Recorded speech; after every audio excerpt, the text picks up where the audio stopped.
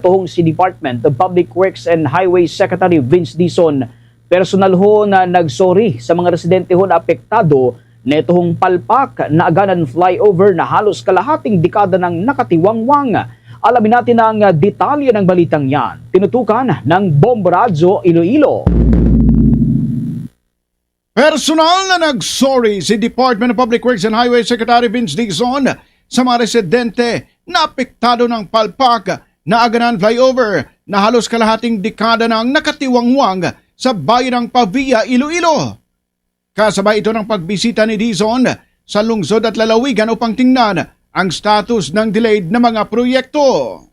Ang nakatiwangwang at palpak na flyover ay may total budget na 802 million pesos at sinimulang ipatayo noong Hulyo 2020. Ito ay may target completion date na 24 months o 2 taon, ngunit nakatenga ng ilang taon. Nitong 2026 ay pinagpatuloy ang construction nito at target na mabuksan ang northbound lane sa Disyembre ngayong taon at ang southbound lane naman sa Marso sa susunod na taon. Sa panayam ng Bomboradyo kay Dizon, sinabi nito na nasa final stage na sila ng jet grouting na maaaring matapos sa darating na Mayo. Sa pagbisita ni Dizon kanina, ipinaabot sa kanya ng mga residente ang ilang reklamo katulad ng ingay na dala ng construction activities at ang nadudulot na problema sa trapiko dahil may ilang porso ng daan na isinara sa motorista.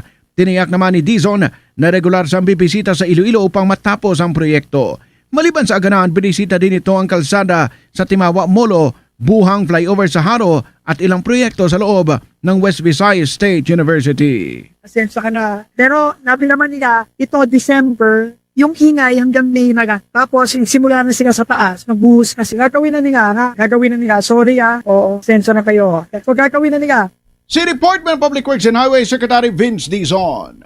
Para sa Bombo Network News, mula dito sa Bomboradyo, Iloilo, ito si Bombo Ayan Gahete.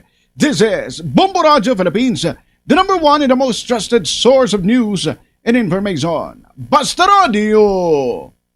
Bombo! For the most trusted source of news and information, visit our website at www.bomboradio.com. Follow us on Bombo Radio mobile app, Facebook, YouTube, TikTok, and X, formerly Twitter. Like, share, and stay connected. Anytime, anywhere.